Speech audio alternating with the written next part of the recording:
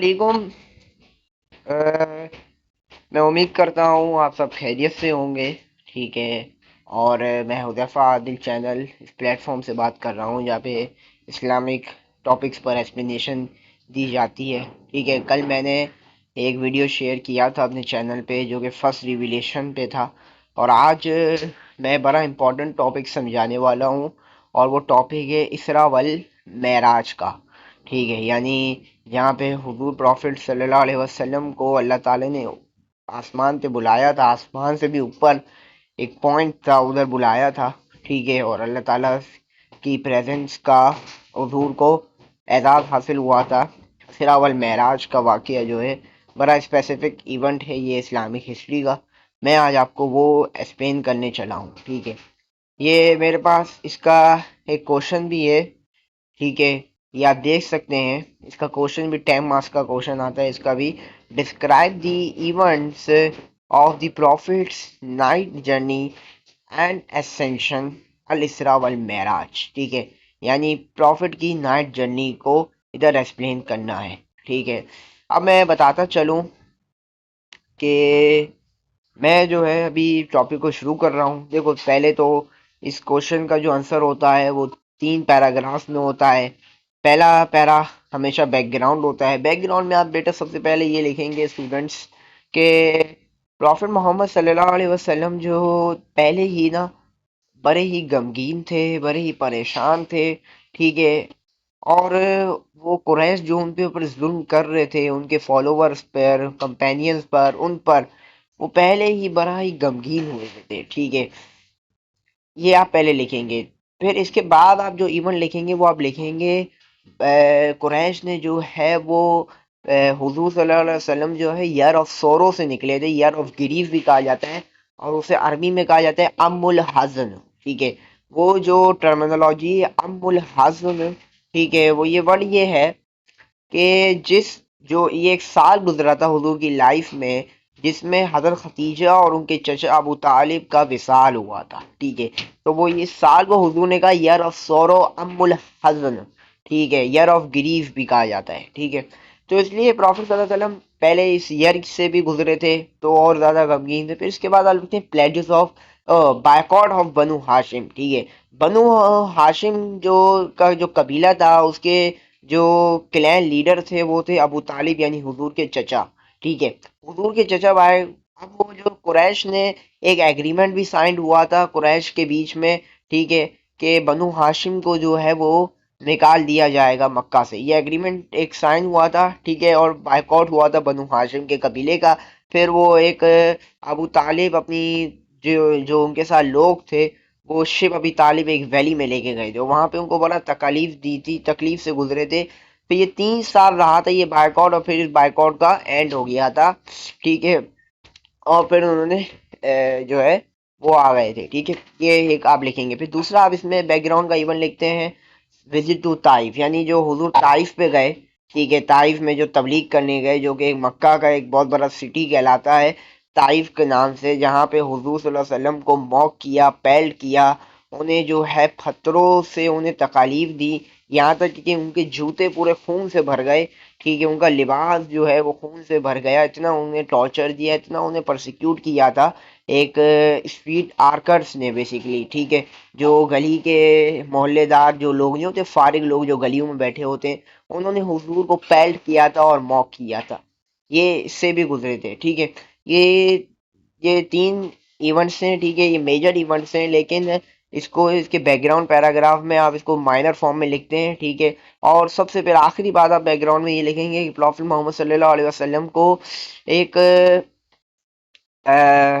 कुरैश को प्रॉफिट सल्लल्लाहु अलैहि वसल्लम से और उसके दीन इस्लाम से ये भी खौफ हो गया था कि अब जो उनका फाइनेंशियल सपोर्ट है, जो उनको मिलिट्री सपोर्ट है, जो उनका जो एक पूरे अरब में जो उनका एक प्रेस्टीज है कुरैश की, वो भी ख़त्म हो रही है इस इस्लाम के बाद। ठीक है। इस्लाम की वजह से। तो ये तमाम चीज़ें थी। ठीक है। जैसे प्रॉफिट मोहम्मद सल्लल्लाहु अलैहि वसल्लम बहुत ज़्यादा ही डिस्टर्ब थे तो इनको रिलैक्स करने के लिए, इनको कंसोल करने के लिए अल्लाह ताला ने ये इनको एक ये तोहफा दिया जो कि कहलाया इसरा वल मेराज और इनको मेराज पे अपने पास बुलाया। ٹھیک ہے، تاکہ حضور ریلیکس ہو سکیں، ان کو کنسول کر سکے اللہ تعالیٰ.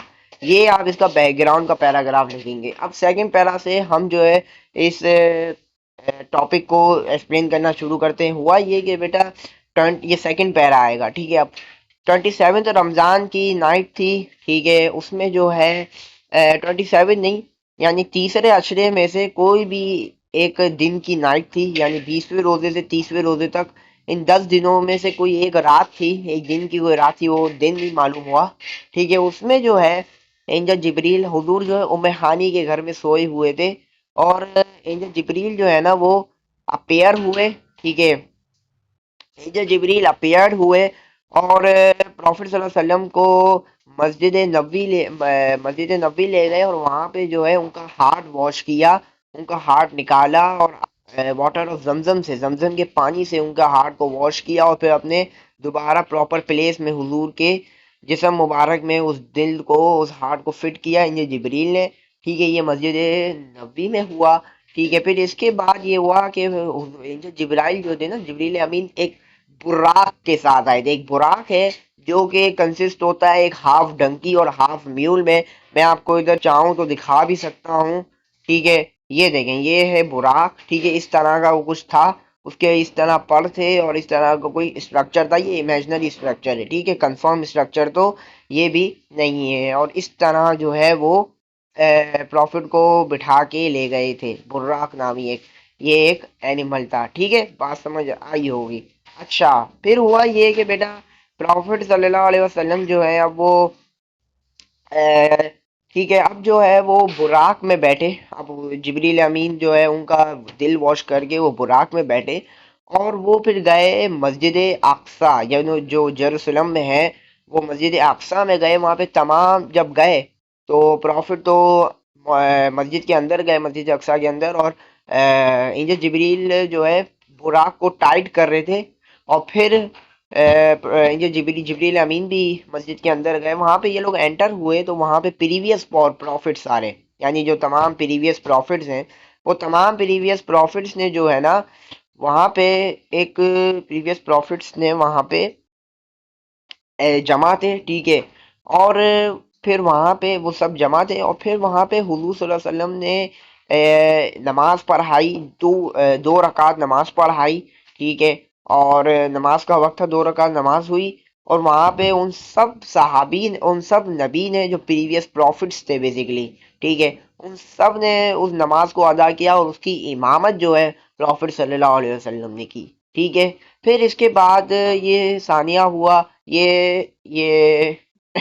پھر اس کے بعد یہ ہوا کہ بیٹا پروفٹ صلی اللہ علیہ وسلم کو جب وہ مسجد اقصی سے باہر آئے تو انہیں ایک وائن کا تحفہ وائن دی، اور بولا دودھ دیا. یعنی آپ یا تو وائن بھی چن سکتے ہیں اور آپ دودھ بھی چنیں. تو پروفٹ صلی اللہ علیہ وسلم نے دودھ کو پسند کیا.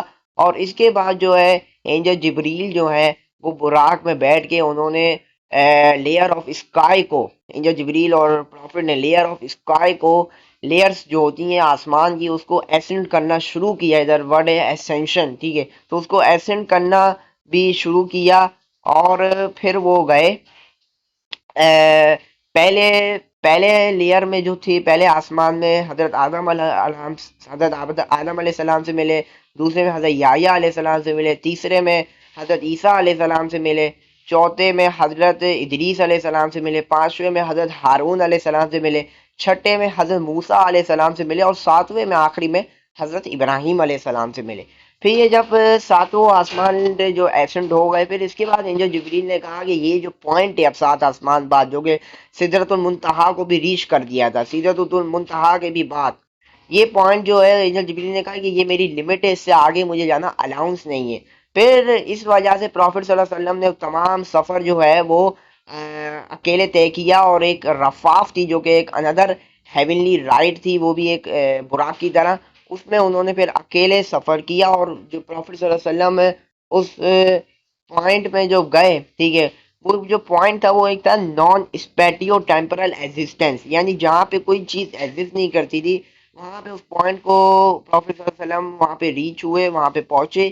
اور پھر اس کے بعد پروفٹ صلی اللہ علیہ وسلم کو ایک اعزاز حاصل ہوا اللہ تعالیٰ کی امیڈیٹ پریزنس میں رہنے کا. ٹھیک ہے، تو Prophet ﷺ get an honor in being the immediate presence of اللہ سبحانہ و تعالیٰ. ٹھیک ہے. اور پھر اس کے بعد اللہ تعالیٰ نے انہیں لاسٹ 2 ورسز جو سورہ بقرہ کی آخری 2 آیات ہیں وہ تحفے میں دی، اور 50 نمازیں مسلمانوں کے لیے پروفٹ کو اللہ تعالیٰ نے دی.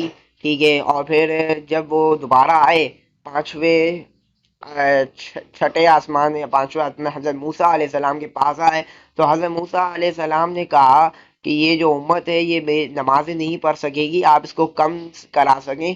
پھر پروفٹ دوبارہ اللہ تعالیٰ کے پاس گئے اور اس کو 50 میں سے 5 نمازیں پھر ہمارے اوپر فرض کر دی گئیں. ٹھیک ہے.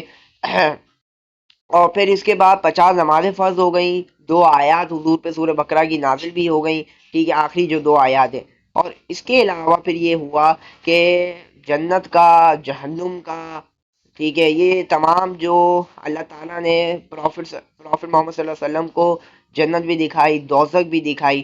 ٹھیک ہے. تو تمام ایون ڈیوائن ٹیبلٹس، ایون تو نہیں، نعوذ باللہ، ڈیوائن ٹیبلٹس، ڈیوائن ٹیبلٹس جو ہوتے ہیں وہ تمام یہ چیزیں پیراڈائز اور ہیل دکھائی. ڈیوائن ٹیبلٹس بھی جسے کہا جاتا ہے، وہ اس کا بھی وزٹ کرایا، اور حضور کو پھر یہ معراج کا اعزاز حاصل ہوا.